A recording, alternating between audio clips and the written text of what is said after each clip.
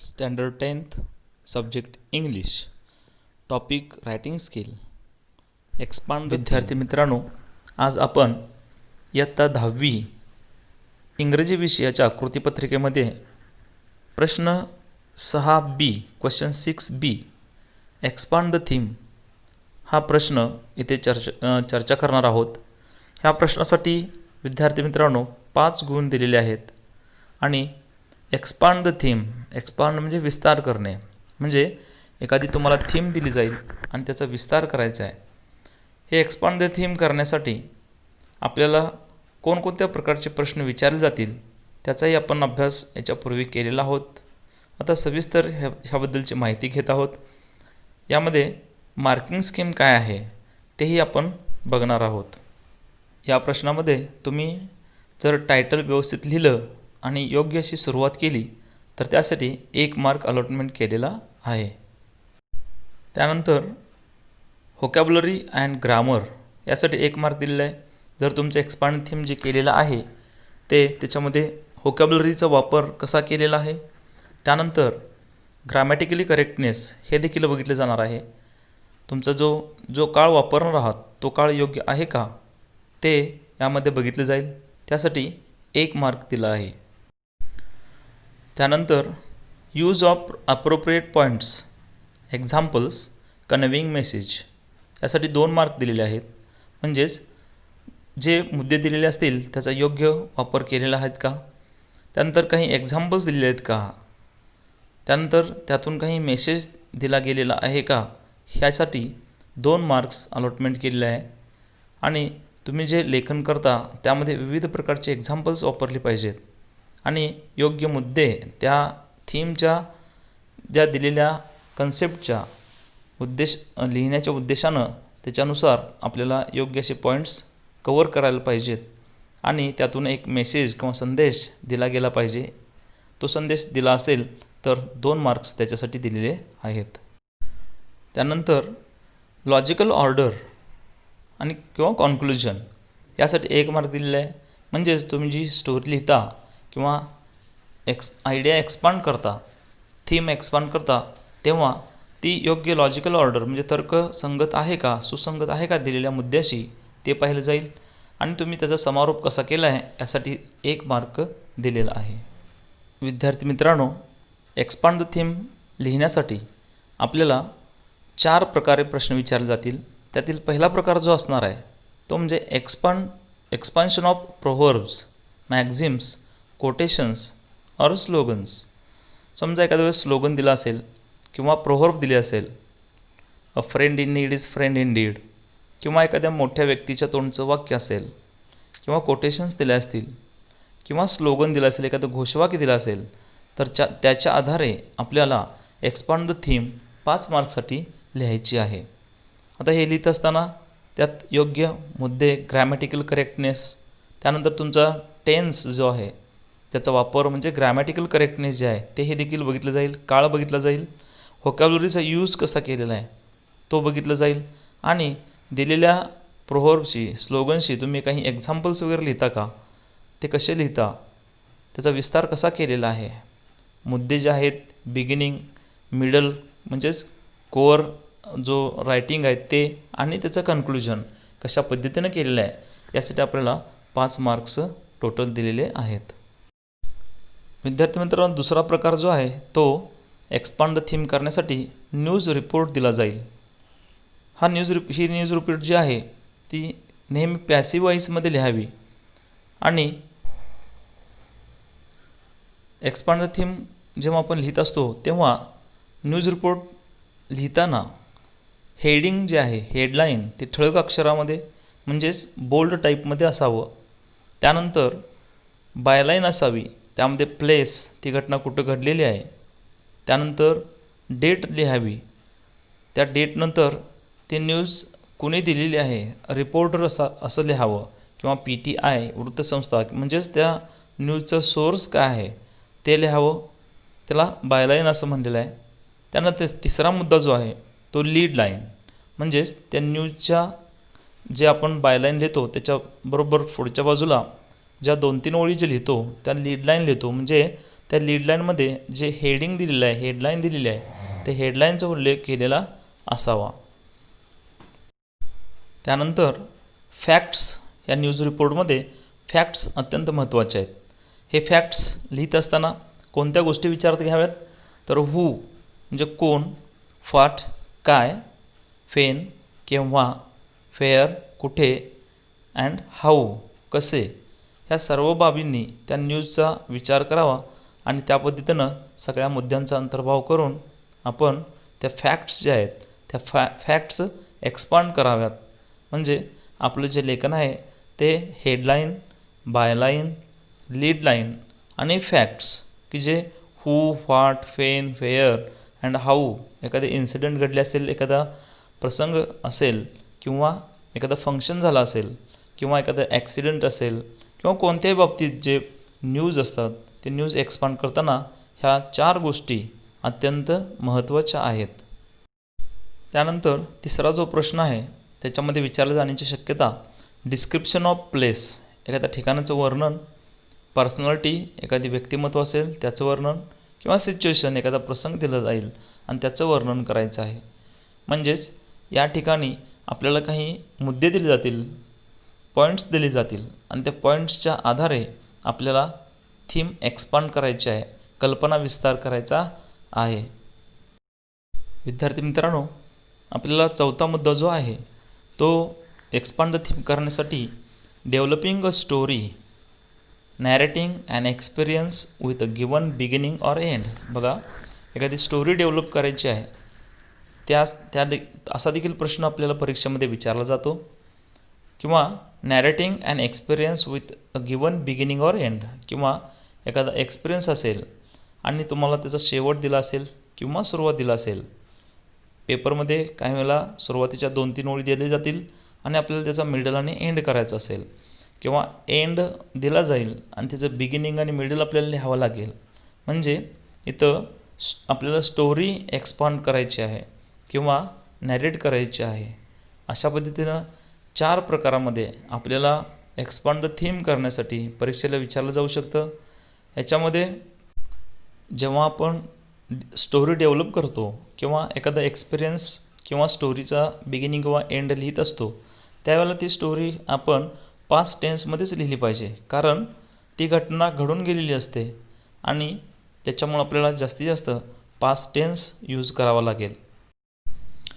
म्हणजेच विद्यार्थी मित्रांनो, क्वेश्चन 6B मध्ये एक्सपांड द थीम करण्यासाठी आपल्याला expansion of ideas, news report, description, developing a story, नॅरेटिंग and experience अशा प्रकारचे 4 पैकी 2 प्रश्न परीक्षेमध्ये विचारले जातील. आपल्याला एक अटेम्प्ट करायचा आहे आणि त्यासाठी मार्क्स 5 दिलेले आहेत आणि तो प्रश्न आपण नीट सोडवायचा आहे. यानंतर आपण ह्या एक्सपांड थीमचं एक एक्झाम्पल बघत आहोत. विद्यार्थी मित्रांनो, आपण एक्सपान्शन ऑफ आयडियामध्ये न्यूज रिपोर्ट कसे लिहितात ते आपण बघणार आहोत. यामध्ये न्यूज कोणकोणत्या प्रकारच्या असू शकतात बघा. स्पोर्ट्स, पॉलिटिकल म्हणजेच राजकीय, इकॉनॉमिकल आर्थिक विषयी, एज्युकेशनल म्हणजेच शिक्षण क्षेत्राविषयी आणि वेदर म्हणजे हवामानाविषयी. अशा प्रकारचे कोणतेही एखादी न्यूज आपल्याला दिली तर त्याचं एक्सपान्शन आपल्याला करता आलं पाहिजे. Students, here is a example of news report. इथं एक न्यूज रिपोर्टचं एक्झाम्पल घेतलेलं आहे पहा. हेडिंग दिलेलं आहे, heavy rainfall disturbs the normal life in Marathwada. मराठवाड्यामध्ये मुसळधार पावसाने जनजीवन विस्कळीत. आता स्टार्टिंग काय करायचं आहे, तर ही न्यूज कोणाच्या मार्फत आलेली आहे, तर दिलेलं आहे बाय आवर स्टाफ रिपोर्टर.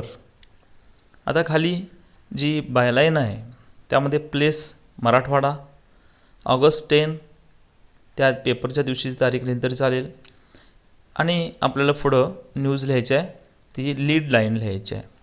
बघा, it has rained heavily for 14 hours throughout Marathwada yesterday.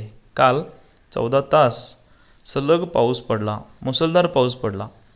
In the last 14 hours this area received a total rainfall of 100 millimetre. गेल्या 14 तासामध्ये एकूण 100 मिलीमीटर इतका पाऊस पडला. बघा इथं काळ जर बघितला तर पास्ट टेन्स यूज केलेला आहे. आता त्याचे इफेक्ट काय झाले हे हेवी रेनचे. ड्यू टू हेवी रेनफॉल किंवा due to heavy rain normal life is totally disturbed. सामान्य जीवन विस्कळीत झालं. This torrential rain with strong winds has claimed 7 lives. ह्या मुसळधार पावसामुळं 7 जणांचे जीव गेले. Due to heavy rain most of the main roads were completely flooded. ह्या हेवी रेनमुळं मुख्य रस्ते पाण्याखाली गेले. In many areas the electric poles have fallen down. अनेक भागामध्ये इलेक्ट्रिक पोल्स पडले. 7 people died due to lightning and house collapsed. Lightning म्हणजे विजांच्यामुळं आणि घर कोसळल्यामुळं 7 लोकांचे जीव गेले. The crops are badly damaged. आणि पिकांचंही खूप नुकसान झालं. तर अशा पद्धतीनं आपल्याला हेडलाईन ही बोल्ड टाईपमध्ये लिहायची. त्यानंतर बायलाईन लिहायचं आहे. त्यामध्ये प्लेस येईल, रिपोर्टर येईल, डेट येईल आणि त्यानंतर मग लीड लाईन आहे म्हणजे त्याला इंट्रो असं म्हणतात, इंट्रोडक्टरी पॅराग्राफ. त्यानंतर बॉडी ऑफ द न्यूज म्हणजे जो फॅक्ट्स जे आहेत ते फॅक्ट्स काय घडले, इफेक्ट्स काय झाले त्याचे आणि शेवटी कन्क्लुजन. अशा पद्धतीनं आपल्याला काय करावं लागेल तर न्यूज रिपोर्ट लिहावं लागेल. आणखीन एक एक्झाम्पल बघतोय आपण न्यूज रिपोर्टचं. Tiger attacks 8 year old at Rajiv Gandhi national park. हे हेडलाईन आहे. त्यानंतर डेटलाईन किंवा बायलाईन बघा. वेन्सडे 2 सप्टेंबर मुंबई प्लेस झालं. त्यानंतर वेळ म्हणजेच दिवस कोणता वार आणि तारीख झाली. PTI म्हणजेच प्रेस ट्रस्ट ऑफ इंडिया म्हणजे एक सोर्स आहे की वृत्तसंस्था आहे त्यांच्याकडून आलेली न्यूज आहे. आता लीड पॅराग्राफ काय आहे बघा. 8 year old boy was attacked and killed by a tiger on Tuesday evening near railway station at Rajiv Gandhi national park. हा झाला इंट्रो पॅराग्राफ किंवा लीड असं म्हणतो. Sources said that the incident took place around 6 PM when Nandesh Mane came in the park with his family. आता नंदेश माने हा मुलगा आहे तो आपल्या फॅमिलीबरोबर पार्कमध्ये आला होता. File taking photos with his family. आपल्या फॅमिलीबरोबर फोटो काढत असताना he was attacked by the tiger. He was ग्रॅब्ड and taken away फार from his family. When people cried out loudly, the tiger ran away from there. He was unconscious. There were many injuries on his neck. त्याच्या मानेवरती जखमेच्या खुणा होत्या. Then he was taken to the nearest hospital, but he was declared dead. शेजारच्या हॉस्पिटलमध्ये नेलं गेलं पण तो मृत घोषित करण्यात आला. Rakesh Sharma, the forest officer, ordered to inquire about this incident. He said the boy was badly injured and died at the spot. तर अशा पद्धतीनं हा लेस इम्पॉर्टंट पार्ट जो आहे तो शेवटच्या 2-3 ओळीमध्ये किंवा शेवटच्या पॅराग्राफमध्ये लिहावा. आणि अशा प्रकारे आपण न्यूज रिपोर्ट लिहा. त्यातले योग्य मुद्दे जे आहेत ते मुद्दे व्यवस्थित लिहिले पाहिजेत तर आपल्याला मार्क्स भरपूर मिळतील. यानंतर विद्यार्थी मित्रांनो आपण आणखीन एक एक्सपांड द थीम ह्याचं एक्झाम्पल पाहणार आहोत. जर समजा तुम्हाला एखादं घोषवाक्य दिलं, जर एखादी प्रोव्हर्ब दिली तर त्याचं एक्सपांड द थीम करता आलं पाहिजे. आता इथं एक दिलेलं एक्झाम्पल बघा. An apple a day keeps the doctor away. म्हणजेच दररोज एक सफरचंद खा आणि डॉक्टरपासून दूर राहा किंवा आपल्यापासून डॉक्टरांना दूर ठेवा. आता इथं काय ते सांगितलं बघा. सुरुवात केलेली आहे. What is special about the fruit. म्हणजेच ह्या फळाचं काय वैशिष्ट्य आहे. The Apple. Y is it sed that the Apple keeps the doctor away. सफरचंद आपल्याला डॉक्टरपासून दूर ठेवतो किंवा आपल्यापासून डॉक्टर दूर राहतात. का असं म्हटलं आहे बरं? Why is no other fruit, मग दुसरं फळ का नाही मेन्शन्ड इन द प्रोव्हर्ब. बघा ह्या म्हणीमध्ये दुसरं फळ का घातलं नाही, ॲपलच का घातलं? The answers are very simple. त्याचे उत्तर अगदी सोपे आहेत. The apple has perhaps the most nutritional value amongst all fruits. बघा ह्या न्यूट्रिशनल व्हॅल्यू असलेलं हे फळ आहे. A medium sized apple gives 85% of calories and makes a good snack. बघा एक मध्यम आकाराचं फळ ह्याच्यामध्ये 85% कॅलरीज असतात आणि एक स्नॅक म्हणून आपल्याला हे चांगलं फळ आहे. शरीराला अत्यंत उपयोगी आणि पोषक असं हे फळ आहे. त्यानंतर it contains absolutely no fat. It helps to reduce the risk of some cancer. बघा कॅन्सर कमी करण्यासाठी उपयोग पडतं. त्यानंतर फॅट नसतं. Because it is low in sodium content madness the sick the risk of high blood pressure and heart disease. The apple has a substance that can reduce bad cholesterol and increase good cholesterol in our body. It is rich in vitamin A, which strengthens our vision. Apples also contain vitamin C that boost the immune system in the body. म्हणजे Apple आपल्या शरीराला कसं उपयोगी आहे, त्यामध्ये कोणकोणते vitamins असतात आणि आपल्या शरीराला ते पोषक कसं असतं त्याबद्दल आपल्याला लिहायचं आहे. Research shows that people who ate 5 apples or more per week have fewer respiratory problems. बघा जी लोक 4-5 आठवड्यातून सफरचंद खातात त्यांना श्वासोश्वासाचा किंवा त्याला आपण अस्थमाचा त्रास होत नाही. After eating any kind of food eat an apple. कोणतंही फळ खाल्ल्यानंतर ॲपल खा. An apple is a natural toothbrush. Apple हे नॅचरल टूथब्रश आहे. It prevents tooth decay by killing 80% of the bacteria in the teeth. म्हणजे दातामधले जे bacteria असतात ते 80% ते मारले जातात. Thus this proverb reminds us, अशा प्रकारे हे proverb आपल्याला आठवण करून देतं of the role of the diet in warning of diseases and how it saves us the trouble of visiting the doctor. आणि अशा प्रकारे हे फळ रोगापासून मुक्त कसं ठेवतं आणि आपल्याला डॉक्टरलाकडे जाण्यापासून ते कसं वाचवतं याबद्दलचं डिटेल्स आपण यामध्ये पाहिलेलं आहोत.